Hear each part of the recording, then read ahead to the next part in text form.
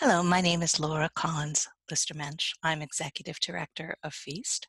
We recently polled 40 plus of our most active volunteers and board members to learn what they perceived as the 10 things that we in the community would like to ask from treatment providers in 2020. In the past, and enshrined in most treatment models, I think we could agree, the patient was the person being treated, and their illness was theirs to resolve with the help of their professional treatment team. And this was both practical and intuitive. The eating disorder seemed to be the choice of the person and representing their values and motivations. But in healthcare generally, and especially in mental health, there is a growing recognition that individuals treated without considering the family and the person's environment is less powerful and even counterproductive. When families are informed and included, the patient can be better supported. If the family lacks skills or ability, the providers are then more able to do their job improving that or intervening when the family is part of treatment.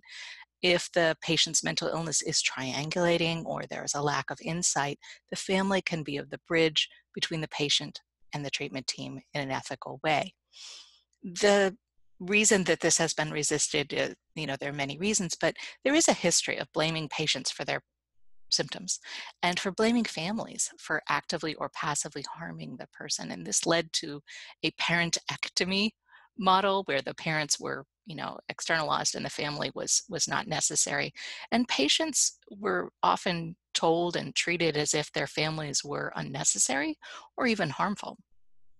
Modern eating disorder treatment is more effective, we believe, due to the better understanding of the fact that supporting families is an effective approach to supporting the patient. So our recommendation is that parents who are part of the treatment team allow treatment goals and actions to go on in the 167 hours between appointments and for years after treatment.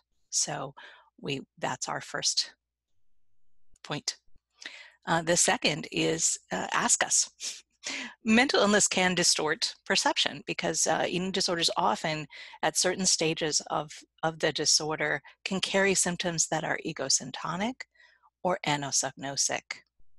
Necessary treatment efforts often increase distress rather than alleviate it, so those with eating disorders often resent and avoid intervention.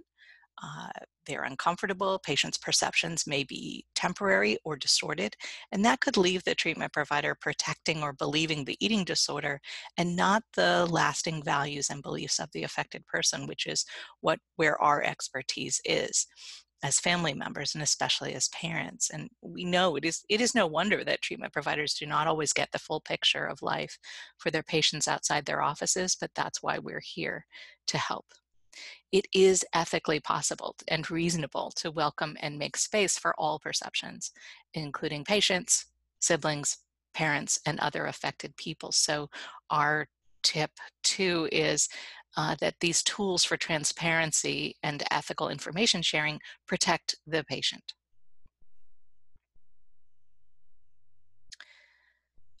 Another point that our families really wanted to emphasize was, that it's 2020 and eating disorder science has changed rapidly. And parents are often well versed in that science. It's very interesting. There was a time when parents were, asked and expected treatment professionals to have all the answers. But these times have changed as healthcare has changed. Parents are finding early on in their journey with eating disorders that they're not well understood, that they require a number of different types of treatment providers' expertise, not just one, and that information is changing rapidly.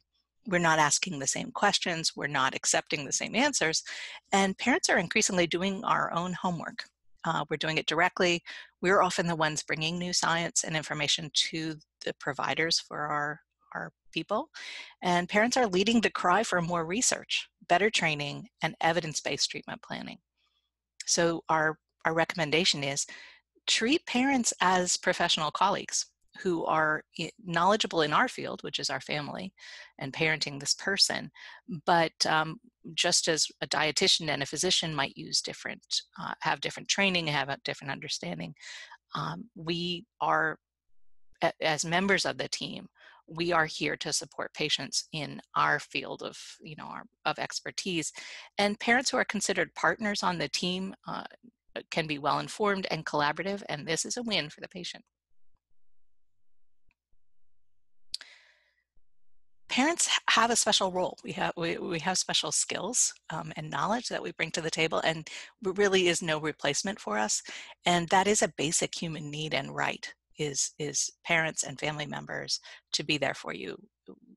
We have a special role, and so we really feel like this role is one that we can't quit. It has special rights and responsibilities, and that goes into adulthood. Because when it comes to mental illness, parenting may be an active caregiving role, not just until legal adulthood, but for decades or for life, just as we would with any other illness or medical condition. With an eating disorder, this is one of the most treatable mental illnesses, and the role of being a parent may be temporary, it may be ongoing, it may be intermittent, but it is unique to that family and to that ill person. So our tip is, please treat patients as if your treatment is not all they need, and that our role is also important.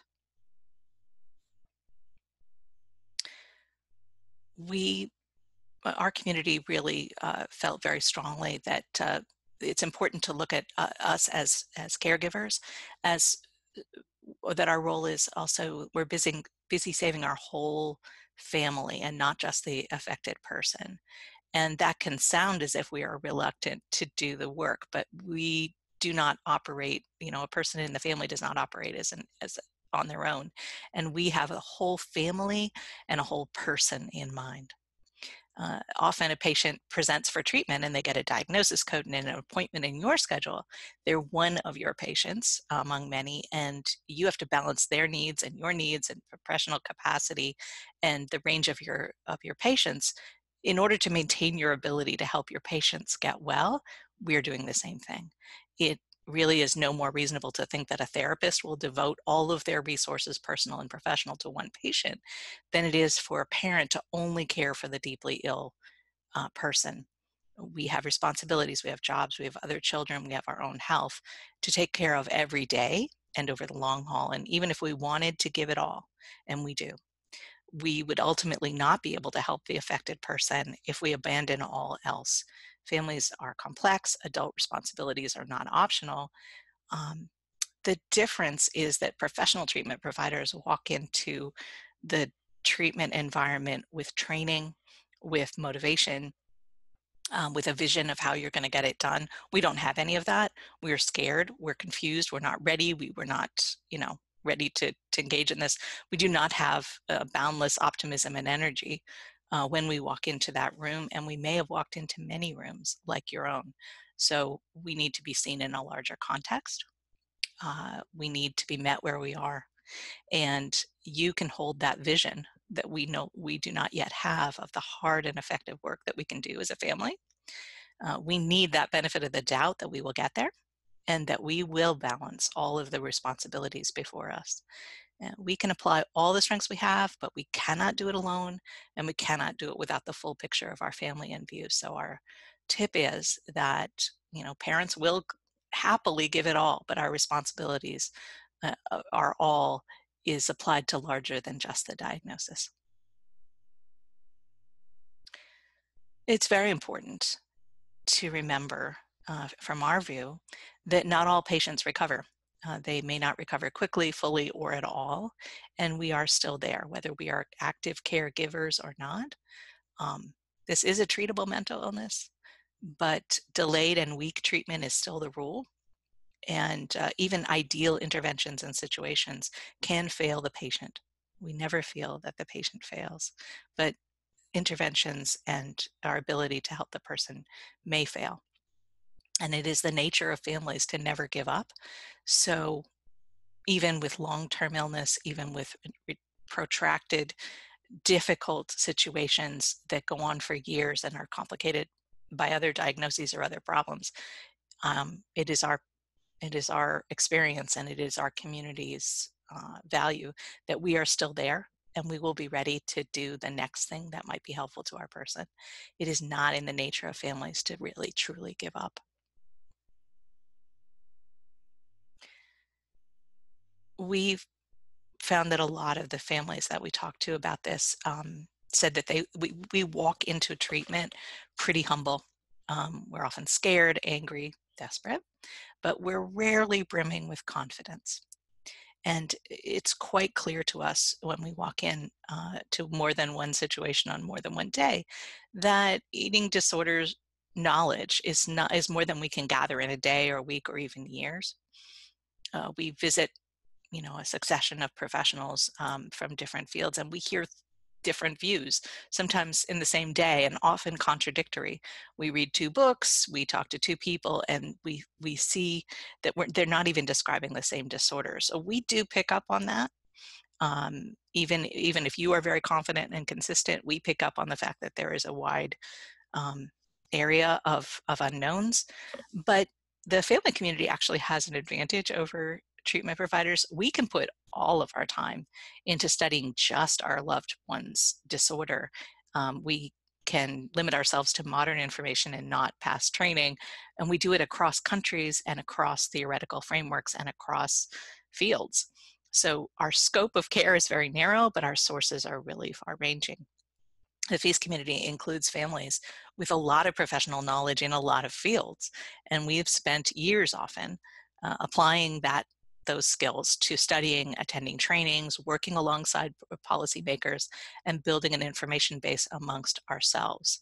We're actually a really interesting field of our own, which is parents of eating disorder patients, and then we pull up those who are arriving and bringing their skills.